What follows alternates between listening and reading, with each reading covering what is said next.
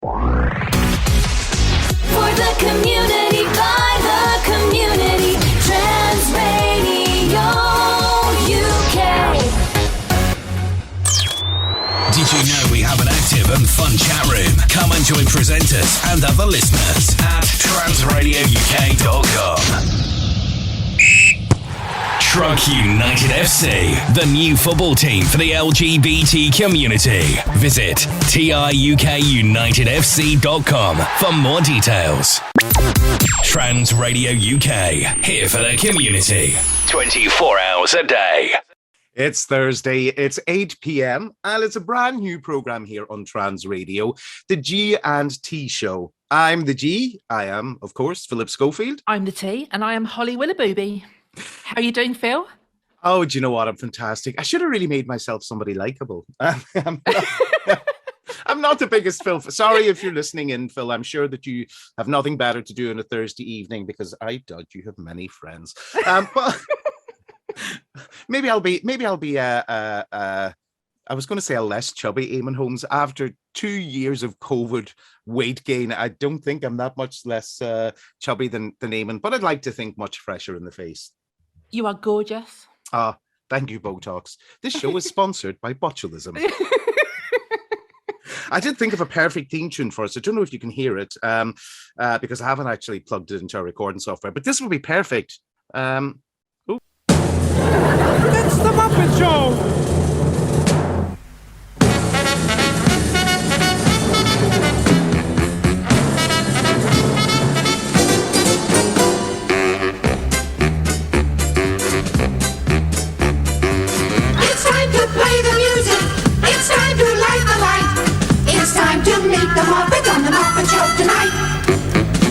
I mean, I can't hear it from here, so I'm sure it's lovely. It would have been hilarious. Maybe I'll dub it in post-production. It was the Muppets theme tune, and I think it would be perfect. You and I sitting on a balcony, looking down, like what was it? Two old guys' names in the Muppets? Oh yes, them. Yeah, the miserable. Yeah. Yeah.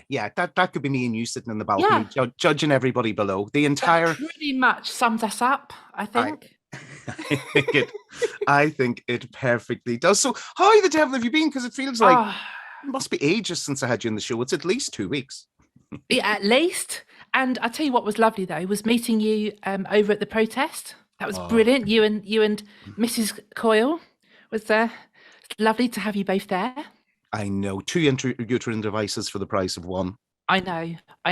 It was what an experience though. What an atmosphere. What a time. It was incredible, and I have to admit, so anybody that doesn't know both Phoenix and I, we each have our own shows that we do on the station, and I have to admit, Phoenix, that day, the show that I got together, got all the interviews together, tried to edit them on the train to get back home to do a mad dash down, to put the show together, and that's the one night my software didn't play ball, so didn't get to play it. Can you imagine? It honestly, the stress levels were insane. And then I had to get back into the city centre at 9:30 to meet an old friend from back home. But it did go out the next night, and I have to admit, I love, and thank you to everybody who did do interviews that day. I mean, you explained the atmosphere. It was incredible. It was just amazing. I mean, I've said it probably a few times now, but sorry, pardon. Yeah, it was just unreal. And I can remember there was a point that we were chanting, and when you listened, you could hear our chants reverberating road after road after road, where there was just so many people that our message was going way further than I think any of us expected to. It was amazing. And you would turn around and suddenly there was more people, and suddenly there was more people. And what expected to be 500 turned into 4,000, I think was the final count on the day. Mm-hmm. It was just unreal. And the interviews that you got from it were just amazing. Just you did so well that day. Well done. I had met Peter Tatchell, who I idolise. Now, I have to admit, and mea culpa, and I spoke about this on the show, it was quite some time ago. I had always had this negative impression of him, and that he was that he was a self-publicist over the top, because that's what I read in Irish papers when I was growing up. This awful man over in England who, you know, stage bombs cathedrals and who does all of this kind of stuff. And of course, now as an adult, I know what he did was incredible. Yeah. And his actions were so brave. And if you watch the documentary about Peter Tatchell on Netflix, Yeah, it's really good. Just incredible. So I've idolized him since I basically moved. I moved to the UK a very long time ago and got to know more about him. I've idolized him, and I finally got to meet him last year at Reclaim Pride. But this is the first time I spoke to him, and he didn't disappoint. He is just so charming and engaging, yet so focused on helping all of us within the great LGBTQ family. And that was a highlight for me. And also, of course, speaking to Benoit, who led the French campaign for and who won the French campaign against conversion therapy and tied left and right together. He was another amazing person there. I was a bit starstruck by it all because obviously you were there, so I was completely, just dumbstruck. But yeah, Peter Tatchell and I can't remember the guy's name you just said. I always forget his name. Benoit. Yeah. Again, and Jane, is it Ozane? Jane Ozane? Mm-hmm. The lady who was leading it. It's just such amazing people were there. And to be part of it, it's my first ever protest as well.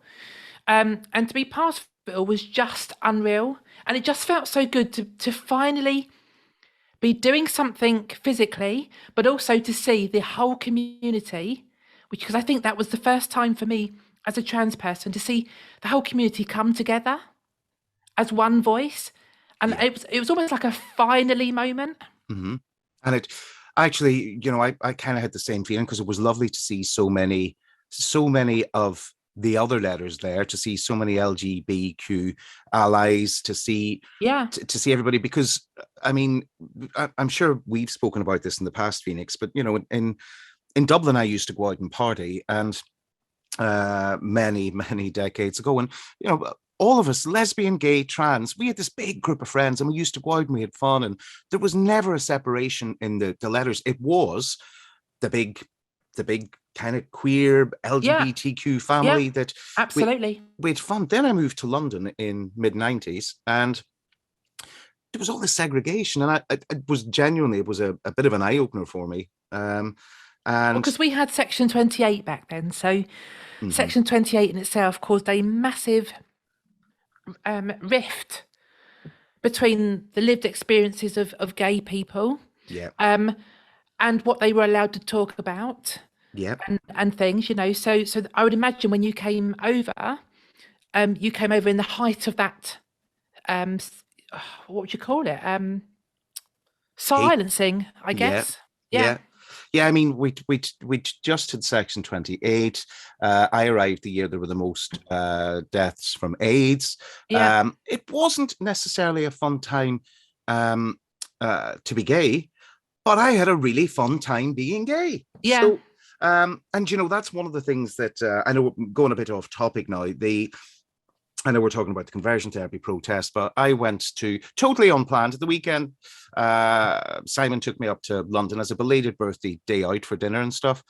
And we got up there, and the plan wasn't to, we did a lot of sightseeing and stuff. We walked South Bank, we did all that, but we kind of went a wee bit old school because we said we're in no rush back. Our zoo had already been looked after. So for once, we didn't have to rush and get an early train. So we ended up going to the Halfway to Heaven, and then up to the Admiral Duncan. And of course, it was the 23rd anniversary of the horrendous nail bombing at the Admiral Duncan. And that must have been an atmosphere, I'm guessing, must have been quite poignant. Well, this was the weird thing. So I wanted a serious photograph outside the Admiral Duncan, because one of the things I tried to do with, I think everybody's heard me talk on my show about having the LGBTQ shop. And one of the things I want to do is I don't just want to be a t-shirt flogger. I don't want to be a market stall trader for the LGBTQ community. it took me a long time to find my voice, and I want to use it with the shop as well. And I want us to stand for something. Yeah. Our motto is equality, inclusivity, and body positivity. And I really want to kind of stand by it. So I wanted this photograph, and normally I wouldn't stand in a photograph like that, but I wanted to be in it. Yeah.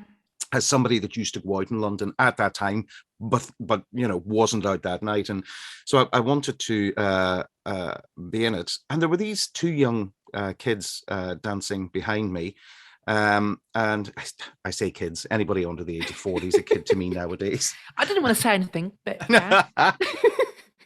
But these lovely two lads who I ended up chatting away to for a chunk of the evening, having lots of fun with. And I got a wee bit frustrated that they were dancing in the background, but I wanted the serious photograph. And it suddenly hit me. The day before, Saturday, had been the day on the anniversary. It had been the tributes. It had been a much different atmosphere. Yeah, much more subdued, and yeah, absolutely, much more somber. Sunday, people were out celebrating, because that's how we get through this and live through all of these things. Yeah. So I did post that photograph because it kind of hit me after. I said to Simon, let's wait till they go, because I want a serious photograph, and I was getting a bit frustrated. And then I thought, actually, this is what it's about. We've remembered everybody who tragically lost their lives, but we have to also remember that life is going on. There are new fights to fight. And it was incredible in there. The sense of, and I think lots of people touched the plaque in there, and people who hadn't been the day before had their somber moment before they went in. But when inside, it was almost a celebratory atmosphere of we have to live and enjoy. And it was quite remarkable. It's the first time I've gone on the anniversary weekend. I haven't normally been around for it, and I've never been a big Soho goer out anyway over the last 10, 15 years. So absolutely incredible atmosphere. It really was. Yeah, and I think I would like to think that if I had been involved in that horrendous incident, and if I had been one of the lost lives then, my hope would have been that every anniversary thereafter, people came and danced their butts off, because as you just said, the community vibe, the feeling, the happiness, the joy, that's what I would want to carry on there in the face of what was a horrific incident, and a big two fingers up to anybody who would ever even dream of doing something similar. Is that you won't win, and not only will you not win, we will carry on stronger and together. Yeah, absolutely. And I mean, I've seen that in the past with an awful lot of the horrendous acts of terror which took place in Northern Ireland when I was growing up. What really got people through was, of course, there was always the period of mourning, but there was also the defiance of there shall not be. This cannot win. These people who did that in the Admiral Duncan, could never win. And so it was genuinely it was an incredible atmosphere. Like you say, though, it's also about the first time in this country that I remember we celebrated life was when people spontaneously broke into applause as Diana's coffin was being driven past. Yeah. And I have said, I've already made a will. I mean, the worst thing imaginable is that I would be taken back to be buried in a typical Irish burial with a priest and with hymns that I don't relate to. And I've made a will that I want a bloody big party. I want people to celebrate. I don't want that, I don't believe in all that religion malarkey. So... Well, the first 3 letters of funeral. Absolutely. And I intend to put the fun in funeral. I really do. Well, talking of Ireland, let's have a break, and when we come back, let's have a discussion about Sligo and the unfortunate incident there. Absolutely, we shall do. We'll be right back after these adverts. Oh, I love this. We continue in moments.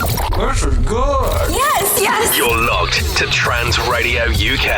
Ever thought about having your own radio show? Well, now you can, as we're looking for presenters to join our team. No experience is needed and minimal equipment required. For more information, email info@transradiouk.com. Do you need someone to talk to? On your own, it's like the days and nights are long.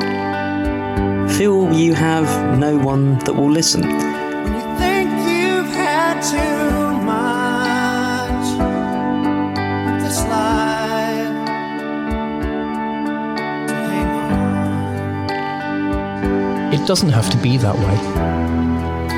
Well, everybody hurts, but sometimes everybody cries.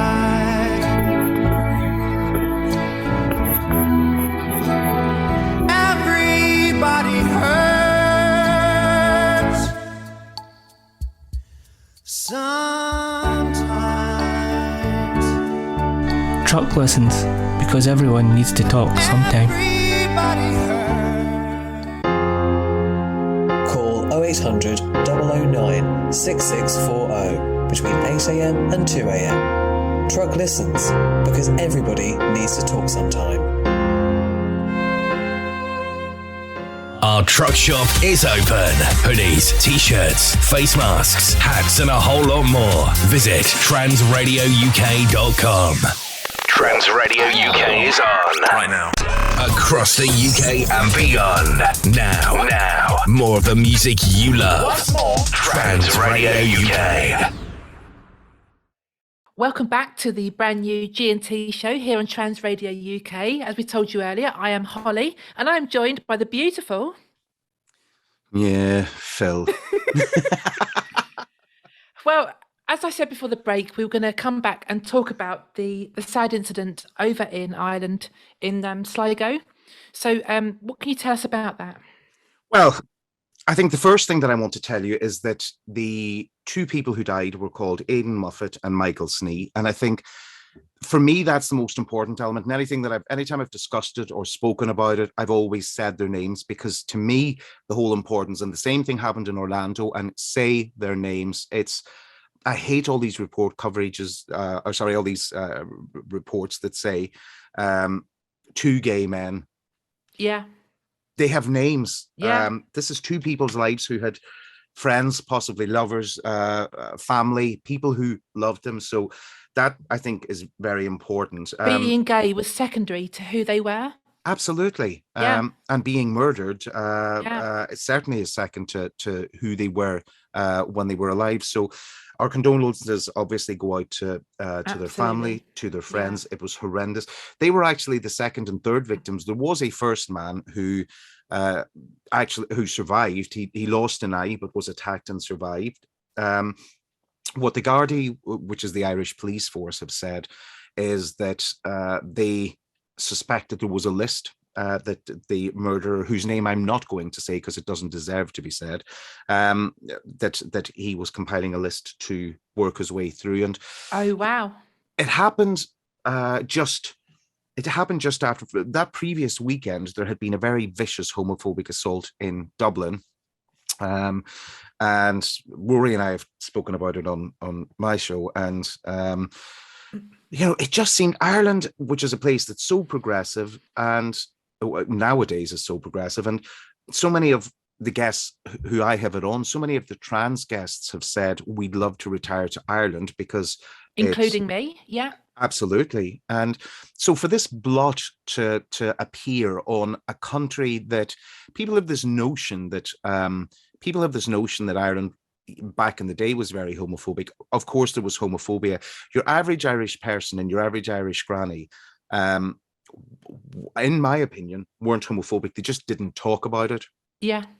And the marriage equality referendum changed all that, because what won it was the spectacular ads by the Yes campaign, which had, Doris, a granny up in Mayo, saying, "Oh, I love my little gay grandson, and, it doesn't make a difference." How can I be Irish and do a really rubbish Irish accent? Well, I don't know. That's quite impressive. I mean, let me just ask on that before we go into more details about it. Do you think there could be? I mean, I know my opinion on this. Mm-hmm. Do you think, as a gay man, there is a tie-in between all the anti-trans rhetoric that's going on in the world today, and it is across the world? Do you think there's a match-up to this spate of homophobia that's happening? Of course there is. And that's why those idiots in the The so-called, the so-called. Yeah, absolutely. And all these people that, you go for one of the community, and if you go for one of the community as a member of the community, then shame on you, because you are inviting a reign of terror on just about everybody in the community. We are here, and I, as a gay man, and the reason I'm such a strong ally is because trans women of color give me the rights that I have today. Absolutely. And we're all in this together. We're all fighting for equality. It's not about the variances. It's not about anything else. We can strip all of that out. It's about one thing. It's about equality and recognizing that each of us are equal. So when you start to say somebody's not equal, you start to open the doors for everybody not equal. So I think you're bang on the money there, Phoenix, where that's where I think a lot of homophobia is coming from. I appreciate, I'm not going to go into them because they're speculative.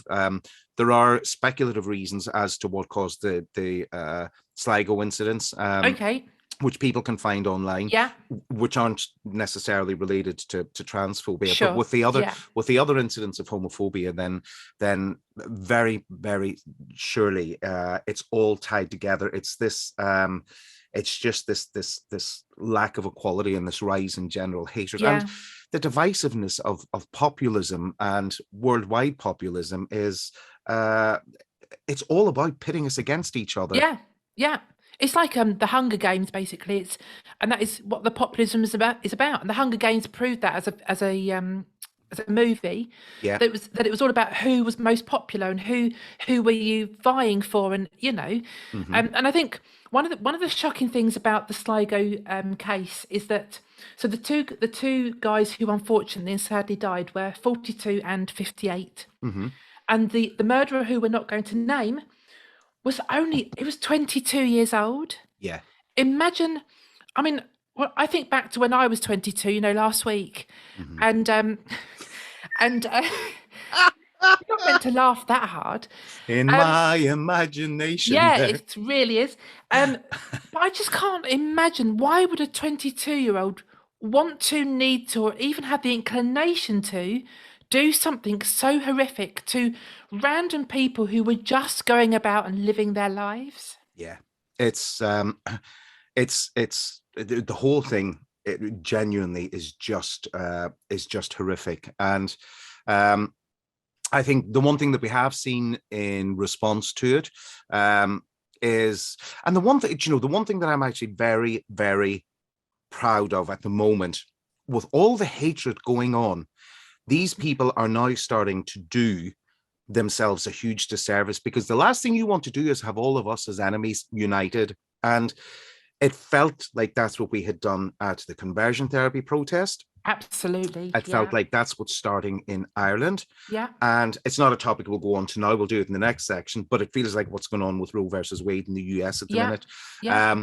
When you bring us all together, when you try to attack the community, and it ends up bringing us all together, when we come together, we're a force to be reckoned with.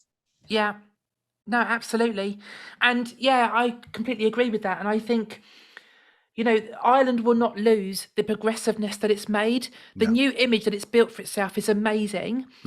Like you said, when you think back to the past of Ireland, because of the religion that is and was so strong there, it automatically brought on some misconceptions, not always, but generally a misconception that, well, because they're religion, they must be anti this and anti that. Well, Ireland has stood up and shown for itself that they're not. They're progressive, they're inclusive, they're welcoming. As I said, I for myself would welcome a chance to live there and be part of that progressiveness. And the response to Sligo has been nothing short of that, just purely brilliant, just people all coming together and the country mourning together in complete shock. And I think one of the things that listeners in the UK might not realize, anybody listening in Ireland might know. I left Ireland many years ago when I left, and our gay scene was full of podgy, pale Irish people like myself. And I went back some years later, and I walked into a club, and it was full of these Latino Adonises. And what I think a lot of people might not realize is that Ireland, which was a predominantly white Catholic country all those years ago, now has got some incredible multiculturalism. Dublin is it's just so vibrant now. It's incredible. I mean, with the waves of Latino and Polish people, and with all the immigration came, new cuisines and great new restaurants. And I went to St. Patrick's Day parade a few years back, the last year that it was in person before COVID. And the huge Latino contingent were out, and it made it feel like the Rio Festival. It made it feel incredible. And Ireland just now feels incredible, progressive. And unlike certain other places where immigration hasn't worked, in Ireland, there seems to be integration. It seems, everybody's getting along. It just feels... from my perspective, and I'm sure there's listeners who may have different opinions, from my perspective, it feels incredible. And I hope this little blot doesn't change what, a country that was great to begin with, which now feels even better.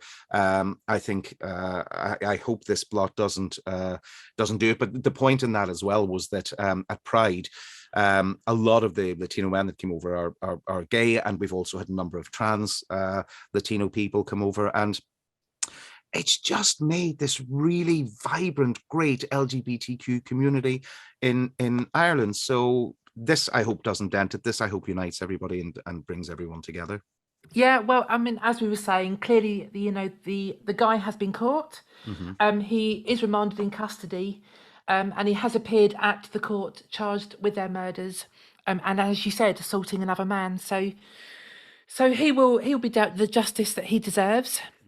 Just such a sad waste of the lives that were lost, and also I've got no pity for him, but a sad loss for his own life too. Yeah, absolutely. And yeah, as I say, their names are Aidan Moffat and Michael Snee. May they both rest in peace. And certainly from all of us here at Trans Radio, we truly are sorry for such a tragic event to have taken place, and for both of those men to have lost their lives. Absolutely. Should we take another short break so we can come back and change the topic into something completely different? Absolutely. Now, I'm not even going to say what I was going to say. I'm going to wait till we come back. Oh. You should worry about the next topic I bring up. Talk to you all in a minute. Oh, I love this. We continue in moments. This is good. Yes. You're logged to Trans Radio UK. Win £25,000 and help truck listens at the same time. Enter the Rainbow Lottery and click Truck Listens as your chosen organisation. And not only can you win £25,000, 50p of every ticket purchased will go to Truck Listens. Please see www.transradiouk.com and click Win £25,000 for more details. Tea and Coffee are a global network providing alcohol-free safe spaces through face-to-face and online platforms. All of our events are held in safe, accessible and alcohol-free environments, allowing our members to relax and really connect with one another. To become part of one of the fastest growing global networks for trans and gender diverse people, simply visit tncoffeelgbt.com. That's the letter tncoffeelgbt.com. At Tea and Coffee, we're supporting you to be you. Did you know we receive no funding here at Trans Radio UK? To keep us on air and growing, we rely on donations. To donate, please head to www.transradiouk.com and click the link. A regular payment of £20 will see you become a partner of Truck. Other options are available. Email info@transradiouk.com for details. A big thank you from all the team here at Trans Radio UK. Looking for business cards, flyers, in fact anything in print? We can help. Digital format specialists, www.printsmart.uk.com. Think smart, print smart. Trans Radio UK is on right now. Across the UK and beyond. Now. More of the music you love. Trans Radio UK. Welcome back to the G&T Show with myself, Kevin, and Phoenix. Hello, everybody. We thought we'd use our real names because let's be honest about it. A, we're more talented. B, we're better looking. And C, we're nicer than the people we were name checking earlier. That is so true. Yeah. I know. Ladies and gentlemen, www.liedetector.com is available online. No, I'm convinced once ITV see this, that's it. Our lives are going to change forever. I think so. I can see the G&T show on ITV4 at 3 a.m. on a Wednesday. On Dave. Oh, I was once on a Dave. Best hour of my life. Oh, really? Yeah. We'll end that topic I right think I there. may have done too. Anyway, so before the break, you said I had something to fear. Oh yeah, no, I'm going to save that till the last. I'm going to save that till the last section because I just want to see you live in fear and tremble until then. Oh, I do normally, to be honest. Well, absolutely. Yeah. Yeah, but please keep both hands above. Keep them in eyesight for me where I can see them. You don't know me. Oh, I've heard the stories. I have heard the stories. Now, this week, of course, has been dominated by Roe versus Wade. Indeed. And what a thing to happen. I mean, it's just, it's shocking. Welcome to 2022, where all of a sudden it's 1950. Absolutely. It's shocking. So tell everybody at home what Roe versus Wade is. Well, I think most people possibly will have read about the finding all those years ago, which legalized abortion federally across the US as opposed to the state level. And women's reproductive rights. I mean, quite frankly, the fact that it could well be overturned now, 50 years later, to me, can somebody please explain the sense in a group of old white men? And that's predominantly what the Supreme Court is. R.I.P. Ruth Bader Ginsburg, because this wouldn't have happened if you were still with us. Oh, she was amazing. She was incredible. Actually, I finished her book. The next day I see you be at Trans Pride, whatever. I'll give it to you to read. There's no point. Oh, brilliant. I would love that. It's genuinely incredible. But these predominantly old white men have decided that they are the people who should decide or dictate women's reproductive rights. However, Kevin, I would just add, remember, they are also the same old white men that have no problem with children getting married at the age of 12. Mm-hmm. So, let's not ponder too much on what they think or try and work them out, because I'm sorry, there's just something very wrong with them.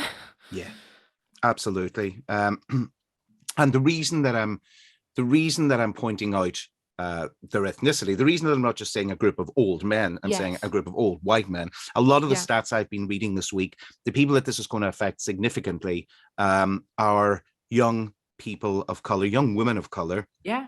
And young Latino women of color who just will not, if they have to go 2 states away to have an abortion, that they may try and carry out a do-it-yourself style abortion or will not have it. And it just, I mean, genuinely, now there's, I think it was, what is, you perhaps are too young to have seen this, Phoenix. I'm sure it was called Behind These Walls, the TV program based on a book. It rings a bell. Cher was in it. It's, and do you know what? If you just chat there 1 second, I am going to, I'm just going to Google because I'm sure it's Behind These Walls that it was. Called. It was incredible. I watched it some time ago, and well, whilst you're having a look, I'll just catch people up on. So we're talking about Roe versus Wade, which was a result of a court hearing, and it allowed abortion throughout all the states. And it was announced this week that through a leaked document that has been confirmed to be genuine by one of the Supreme Court judges, that they are taking that protection away and that abortion will be illegalized again throughout the states of America. Now, this is going to have an impact upon approximately 100 million women across the states. And let's remember that abortion is never going to stop. All that we're doing is stopping the health behind it. So these same women are going to have an abortion one way or another, but they're going to be doing it in back alleys. They're going to be doing it in toilets. They're going to be probably harming or ending their lives attempting to do it because, as Kevin put it, this group of old white men have decided that it goes against their religion and it's worth 100 million women suffering for. Yeah. And it's, I mean, honestly, it's, if you want to take a look at the horrors of, so it's many years since I've watched this. And do you know what? After this, I'm going to go back this weekend. I've thankfully got most of the weekend off. I'm going to go back and watch this. It's called If These Walls Could Talk. It's basically 3 stories, an anthology of 3 stories that revolve around 3 women, and they all deal with their unexpected pregnancies in a different era. It's the 1950s, 1970s, and 1990s, and it's got some massive big hitters in it. Demi Moore, Sissy Spacek, Cher, Cher, who I remember being brilliant in it. Anne Hesh, Jada Pinkett. And which finale tour was she on for that one? Sorry? Which farewell tour was she on for that? I saw her 3rd last farewell tour. Oh, okay. Will you go to her next one? Do you know what? I'm actually going to ask her to perform at my funeral. Because there's a great meme. I showed this to a friend the other day. She could sing Do You Believe in Life After Love? Oh, no, actually, my funeral song is Another One Bites the Dust. Okay. I showed a meme to a friend the other day. We were talking about Cher and the work she's done and so on. And there's a great meme. I don't know if you saw it going around online. It's Cher and Janet Jackson when she's maybe about 7 or 8 years of age. She was on chatting about being the newest member of the Jacksons as a child back on Cher's chat show in the 60s. All right. And you've got a photograph nowadays of Cher and Janet Jackson and standing together. So Janet Jackson looks a lot different in her 50s to what she did at 6. Cher looks younger now than she did then. Yes. And she looks even younger than Janet Jackson. It's just an incredible meme. Yeah. I mean, it's strange because normally when people have work done, it only looks good for so long. But Cher just, I don't know what she's taking, but the blood of a goat or something, because it's just looking so good. And that's now say what you want, and of course she doesn't look natural. However, she looks good on natural. Yes. I saw I'm not going to say who it is because I want to have them as a guest, a very famous female. And she's a big trans ally, and I've already reached out to her on Twitter. She hasn't responded, but if I start to slag her, she definitely won't respond. But I saw her the other day, and she's starting to look a bit Bride of Wildenstein. Where she's not a great book. And then, oh my God, do we have to talk about, I mean, what was that movie called? Close Encounters of the Third Kind? Yeah, they're called Madonna's Face. She looks like an alien. Honestly, and the thing is, you can always tell by the hands. Absolutely. Yeah. Bringing this back round to Roe versus Wade, there's also an impact that we haven't mentioned yet. And that is so the Judge Alito, who wrote the Roe versus Wade outcome and the change that's going to be happening in the leaked document, also makes it clear in that document that the Obergefell and Lawrence will be overturned. Now that's another court case, and that is to do with things like same-sex marriage and even the legalization of homosexuality. And the result of this Roe versus Wade being rolled back will mean that same-sex marriage is going to be illegal again in 30 of the states of America, and homosexuality is going to be illegal in 12 states across America. So the impact, the knock-on, the snowball effect is huge and massive, and lives are just going to rock everything we know. And the problem is, there's a very old saying, I'm going to make up half of it, is that when someone farts in America, we have a hurricane here in the UK. Yeah. And if they're removing abortion rights, same-sex marriage, and even making homosexuality illegal again there, what the hell is going to happen here? Yeah. It just, the mind boggles. Now, as opposed to yourself, who had to use a fart analogy, I always refer to it as the butterfly effect. Oh, that's cute. What, the butterfly farts? Is it? Oh, Phoenix. I'm supposed to be the crude base one. Come on here. I mean, I'm the gay bear. I'm supposed to be the one that brings it down to, penis size at every juncture or farts or, I don't know, whatever. You're supposed to be demure and ladylike. I mean, that's what you sold me as being demure and ladylike. Have you seen Holly Willoughby? I have. I have. Yes. No, I think the way it could exponentially change, blow up, where it could take us. I mean, to me, this is a greater threat than Putin's treatment of LGBTQ people, because he's quite open about his disingenuous, homophobic, transphobic opinions. America's supposedly forward-thinking and is supposed to be a beacon of the Western world, yet this is where the Supreme Court feel they want to take a country of 260 million people. Really? Yeah. And it's just so ironic that they class themselves as the land of the free, unless you want an abortion, unless you're gay, unless you're lesbian, unless you're trans, unless you're a person of colour. Yeah. As long as you're none of them, it's the land of the free. Absolutely. Oh, and heaven forbid we would ever disallow the right to bear arms. Now, I've got two bare arms, but the right to bear arms that they hold so sacrosanct. Yeah. Anyone threatens to take that away, the country's in uproar. But heaven forbid that the 12% of the population that make up the LGBT community would ever want to live as themselves and love who they want to love and be themselves, and that's just not allowed. Well, frankly, you just make me want to take up arms, because I get so enraged by that kind of... You've got us angry now, America. We're angry. You don't want to see us angry. You have. I'm Irish and I've got a beard and I'm from Northern Ireland and I know where you live, in America. On that note, and now that we've scared everybody in America and we've scared off what American listeners there may be, now if anybody wants to write into the show and disagree with us, well, don't. So we're going for a break.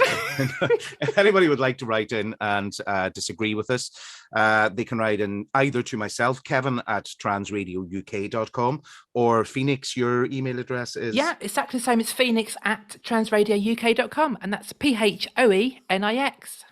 Fabulous. And we'll be right back after these messages. Oh, I love this. We continue in moments. This is good. Yes. You're logged to Trans Radio UK. Many website owners don't like their website hosting company or support provider, but are too scared to move to someone else in case they lose their site or it affects their business. Based in Telford, at Purple Prince Media, we will move your website to us free of charge with the best support possible. And if you're looking to start up a business, we're also here to design and build your website from the ground up with unbeatable prices on web hosting and dedicated servers. We're also certified Magento developers, which is the world's biggest e-commerce platform. So, rest assured, your online business is just a click away. Drop us an email on hello@purpleprince.co.uk or visit purpleprince.co.uk to get started. Purple Prince Media, the local website company. Did you know you can advertise with us for less than £1 a day? Call 0207 856 0584 or email sales@transradiouk.com. Trans Radio, supporting mermaids. Family and individual support for gender diverse and transgender children. For information, go to www.mermaidsuk.org.uk.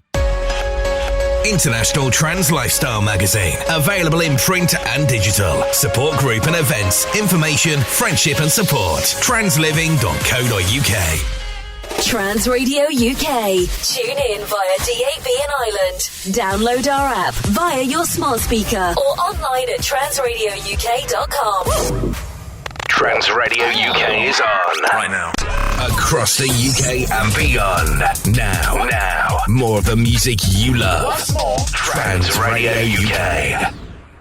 Welcome back to the G&T Show with me, Phoenix, and with me, Kevin, or you may know me as Kevin LGBTQ, or Kevin the Irish Bear, or any one of about 20 monikers. Look on your local public toilet walls, you'll find some name I'm called by. The gorgeous Kevin. Let's go. We'll go with that. Let's go with that. So before we go into something that is positive news, I'm going to start this bit with talking about the Trevor Project in America. Has recently done a national survey this year and on LGBT youth. And when it comes to transgender youth, as we all know that. Can I just jump in 1 second and say I never before knew that you say youth in exactly the same way as Janet Street Porter. So sorry, ladies and gentlemen. So tell us again about all those in between. Tell us again about the youth. So the transgender youth, as we know, are having a really tough time of it in America, with all manner of horrors happening over there. And in the national survey, 93% of trans and non-binary youth have said that they are worried about trans people being denied access to gender-affirming medical care due to state or local laws. Now, that's pretty much 100% of children are worrying about their healthcare. Can you imagine? That's an incredible statistic. And then 91% of those same kids are worrying about being denied access to the bathroom due to the local or state laws going on. Again, imagine being a child and wondering if you can even use the toilet. Do you know, what those stats say to me, and our discussions on America a few times this evening, it really reaffirms the fact that America is two different countries. Because if you just looked at social media, at some of the life-affirming moments you see where young trans kids will go, you know, a young trans girl will go to her prom with her date and the entire class start to cheer. And you see these moments, and actually that's little tiny pockets of America. And then the rest that you said, was it 93 you said? 93%? Yeah, 93, I mean, that's a shocking statistic. It is shocking, and I've mentioned it because the same thing is, of course, going on here now in the UK. Children's puberty blockers were stopped for a short period of time. It was, of course, overturned and re-allowed, but the NHS hasn't restarted it for some reason. And obviously, we've got the toilet situation going on here now. Especially with the EHRC giving out their non-legal guidance. However, there is a sunny side to this, and that is the outpouring again, as we said earlier, people coming together, Democrats in states across the US that are offering legal refuge to trans youth and their families. And it's so heartwarming to read of all these different states, and there's a lot of them. A lot of states over there, there's like a dozen of them, that are offering refuge to people that are being ousted or refused medical care or just refused access to spaces. And I think it's important to highlight that the good is going on, as well as the bad. And each time something bad is happening, something good is coming to kick its butt. Yeah. Do you know what? In many ways, it's kind of about finding what that Goldilocks and the Three Bears moment, too hot, too cold, just right. It's trying to find what that point is, because I get quite frustrated that I live in Brighton, which is one of the biggest per capita trans communities, and obviously has the biggest per capita LGBT community. And yet the number of LGBT venues that I go into that still have male and female toilets, and I do get that with a number of them, it's the expense in changing the toilets, especially after COVID. So that's the kind of like, you know, wrong on one side. But then what gives hope on the other side is increasingly recently I've been getting into, ironically, not LGBT venues, but into restaurants in Brighton. And the number where I've seen that I know used to have male and female toilets, because I've eaten in these restaurants for years, that are now gender neutral toilets. And I was in the Brighton Tavern the other day, which is a great venue here in Brighton, and it's LGBT friendly and gay owned. And they changed them some time ago to gender neutral toilets. And it just gives hope that you see things like this happening. So yeah, it's almost like, you know, get frustrated in one hand and then excited in the other, and hopefully somewhere in the middle we start to Don't get too used to them though, Kevin, because Boris Johnson's government have announced that they are going to make it illegal to have gender neutral toilets. Yeah. You know what? I think that could be a tipping point here in Brighton. I could genuinely see lots of bar owners, patrons, and people just taken to the streets. I mean, it helps that we have such a big LGBT community, but I think people would get very angry. Certainly in the venues that I go to, I think people would get very angry if they were told to change those toilets back. And I think what we need is people to get angry on all of these issues, which are now coming to the fore. People got angry about conversion therapy, and we protested. And I think the one thing that we didn't mention, Phoenix, that we very much so should, is the fact that we went to the London one and there were 5,000 people there. The incredible list on you see it on all the trans radio socials, the incredible lists of countries, Liverpool, Manchester, Birmingham, all the places that also had protests, was just incredible to see people. And they're still happening now. Absolutely. And for anybody who's not sure if there's one taking place in their local area or if one is taking place, just go on to follow Trans Radio on either Twitter or Facebook, and indeed even Instagram, and you'll see the social team at Trans Radio are great at reposting when they are all taking place. Yeah, we actually keep a list, and we update people near the time of the protests going on.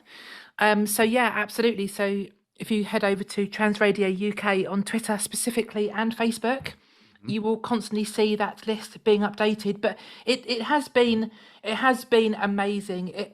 I've been struck by it all because I've gotten so used to the feeling of people aren't speaking out. Yeah. People just aren't speaking out. For 3 years, I've been running LGB with a T. Yeah. And I felt so lonely in doing it. Mm-hmm. And to keep seeing these things popping up now, every time I see one, my heart just wants to burst. Yeah. Because these people are standing up and finally people are speaking out. Mm-hmm. Obviously, we it's now been removed, the right to protest in a lot of circumstances and situations, which I think is a silly move to make because people aren't going to stop. I'm not going to stop. And I'm certainly not going to stop. And one of the things that I find has changed on a personal level is conversations that I used to have with LGBTQ friends who do make up the majority of my friend group, but a lot of my cisgendered hetero friends that I would never have had conversations about this with because it just never came up. I find I'm now bringing it up. And one of the things that really surprises me is that so many of my hetero cisgendered friends will turn around and go, especially when I put it in Facebook, I've been at the protest in London, the majority of responses I got back or messages on, we've got a big group of WhatsApp friends, are, wait a minute, conversion therapy's still legal? Yeah.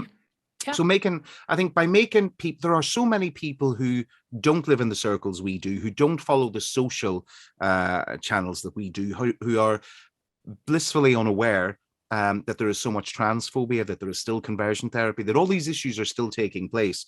I think one of the things that I feel is a responsibility now is to make people aware who aren't aware, because there are a lot of people who would be genuinely outraged and offended if they thought that transphobia was as rife as it is and that conversion therapy still happens.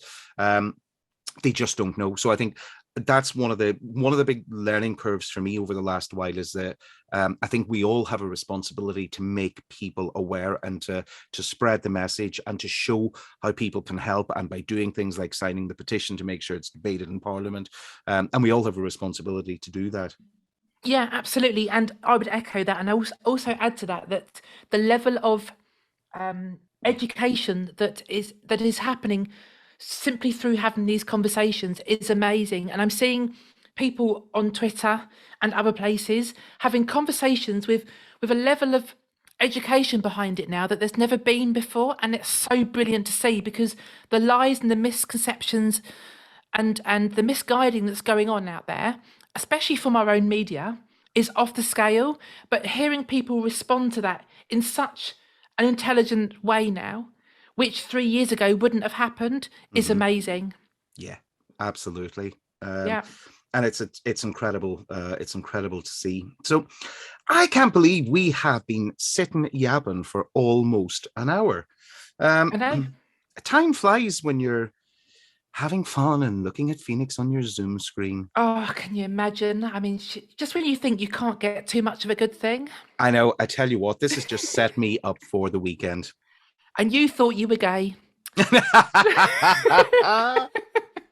Damn it, I've got to change letter now. I am conversion therapy. all of those T-shirts with a big G in the front of them that I bought. I know. It's bloody frustrating. So what are you up to for the weekend? What are you up to for the next couple of weeks until we next talk? I'm coming to stay with you. Have you forgotten? Oh, yes. I hold on. I'm just going to write down clear out dungeon. Yeah. That suits me fine. I know all about Brighton. Don't worry. I know. I'm actually really looking forward to the Trans Pride in Brighton. It's going to be my first ever. So I'm really looking forward to that. I'm assuming you're going to be there. Absolutely, and I am assuming that you're coming to. I'm having pre-drinks before the march. You've twisted my arm. I know. I can see the bruises on it. I had to do such significant twisting. Absolutely. Yeah.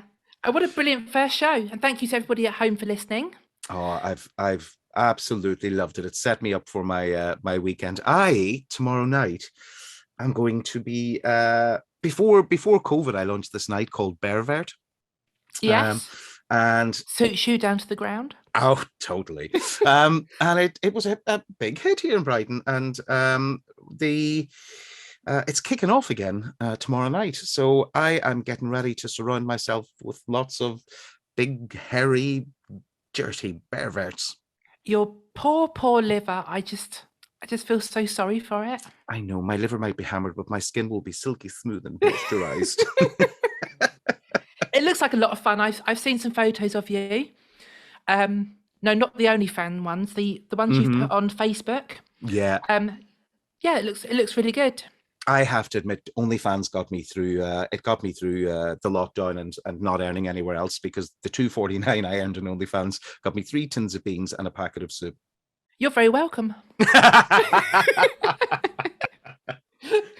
And on that note, now that we've made ourselves sound like 2 raging whores, it's probably about time we wrapped up.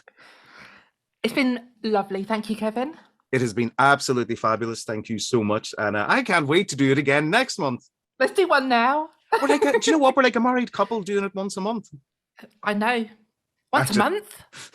I don't know any married couples that do it. Yeah, exactly. Oh, it's been incredible. And I'm really looking forward to next month. And have a fantastic few weeks until then. Take care, everybody. Take care, everyone. Bye. Bye.